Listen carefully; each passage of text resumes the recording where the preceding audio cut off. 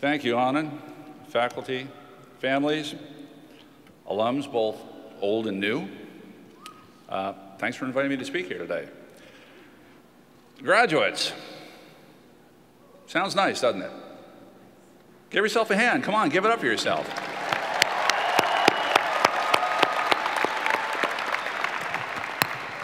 This is a big day in your life.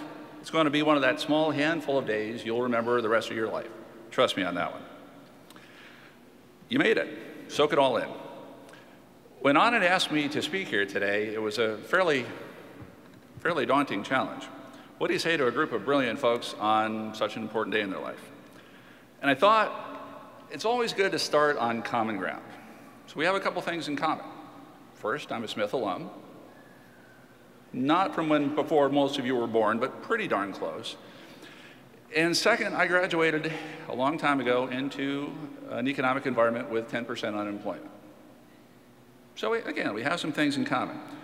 So rather than speak to you about lofty concepts like chaos theory and black swans, or the effects of taxation on entrepreneurship, or the perils of having your mom as a friend on Facebook, I thought the most that I could convey to you in such a short time would be a small handful of nuggets that I've learned over the last 25 years that have been most useful, that could be most useful to each of you as you build your lives and career. Think of this as what I wish I knew when I was in your shoes. Now, you're a really diverse bunch. I looked at the statistics. About half of you are focusing on finance and accounting. Good for you. About a quarter of you are focused in what I'll broadly call operations. I apologize for lumping a lot of people together there. And another quarter are dreamers like me. You're in marketing and entrepreneurship.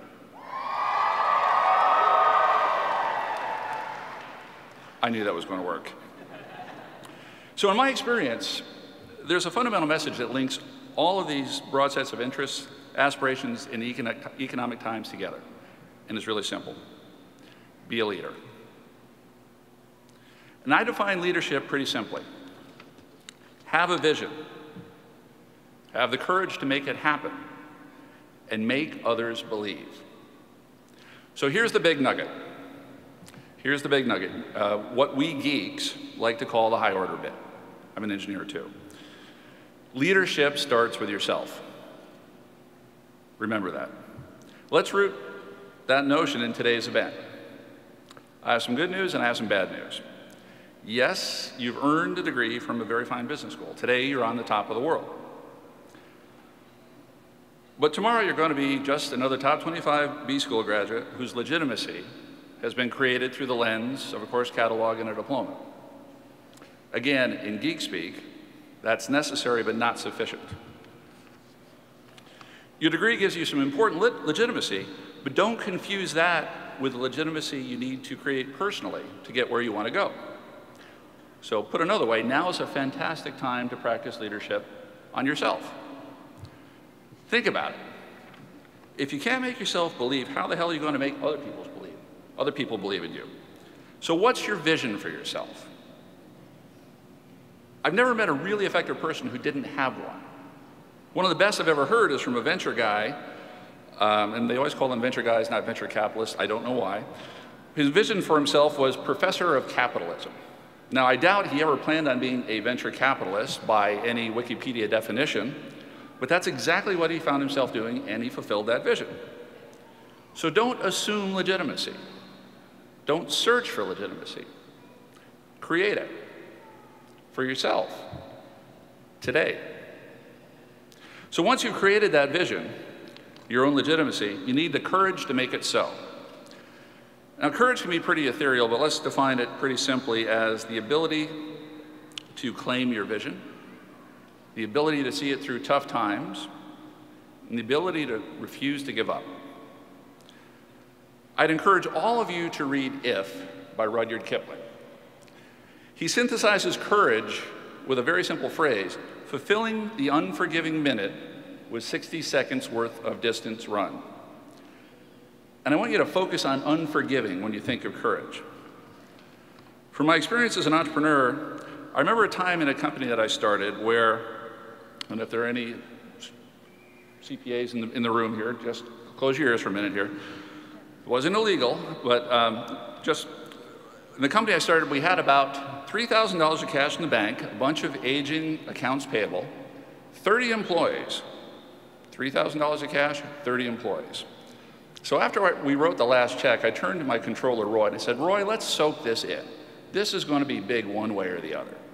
Because we had 13 days precisely to raise enough money to meet the next payroll. I tell you what, that felt pretty unforgiving. But it was time to summon some courage. We didn't give up. We did our 60 seconds worth of distance run, and we went on to a pretty fancy outcome. Something that we were all proud of. So when things feel unforgiving, it's time to summon courage right now. Now let's expand the leadership to others, making them believe in you, in your vision, and in each other. Now, okay, one more cheer for your aspiring entrepreneurs out there. Okay, that wasn't as good as last time. I'll tell you what, there's nothing quite like coming home on a rainy Friday night, walk in the back door, say hi to my wife who is working, has 2 kids under the age of 3, is pregnant with a 3rd, and telling her that I'm on salary holiday from the company that I started. Now, all I remember after uttering those words was what I'll call a spirited and graphic monologue from her that formed a real test in making somebody believe. So here's the trick. Words matter. Give your vision a handle, something that can be explained in a few words or a simple sentence. Repeat it often. It becomes part of your bones and the bones of your organization and team. It's true for anything, including dealing with my fairly angry wife on that rainy night. So for your entrepreneurs and marketers, your vision needs a name. Think about it. Consider Under Armour. That's pretty simple. Got that one. Netflix. Great vision, great name. Got that one. Berkshire Hathaway. Well, that one's a little more complicated, but the name comes from a failed textile company.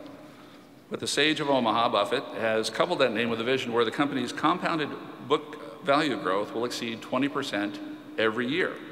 At that level, his vision is pretty simple. As Anand said, a friend of mine and I, we started a company called At Mobile. The thought was bringing the internet to cell phones. So you were either at work, at home, or at mobile. Pretty simple when you look at it, simple and believable. Now the same holds true when you're leading a functional group. But in that case, it's more of a mantra than a name. Now, over half of you have focused in finance. Okay. Those halves. The first time I served as a CFO, I needed a vision or a mantra that would lead the team I had just inherited. And I'd also never been a finance guy, so I couldn't lace it with fancy expressions like economic value added, things like that. And the result was pretty simple, and it hasn't failed me in 2 decades. First, if your grandmother or kindergarten teacher would have told you it's wrong, don't do it. Second, always, and I mean always, if you owe money to your banker, be sure you call your banker before they call you. And third, for all you aspiring CFOs, the more people that want to buy your stock, the higher the price. That was our mantra. It was very simple, and everyone in the group lived it. So keep it simple and repeat often. Now let's get to belief in each other. In my view, teamwork is the residue of an ethos where it's unthinkable to let your teammates down. So how do you build that ethos? Here's another trick. Here's the trick I've used. Make things voluntary. For example, if you're leading a really painful and large change initiative in an organization, have a voluntary meeting every day. And I mean every day, not just Monday through Friday. Make a statement. Do it at 7 a.m. Don't talk about what's working. Talk about what isn't working, what's blocking people from getting things done, and talk about fixing problems.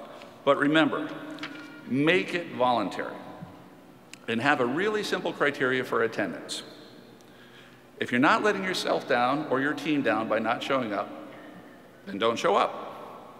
what you're going to find is your believers will follow you, and those who are waiting to see what will happen will fall by the wayside.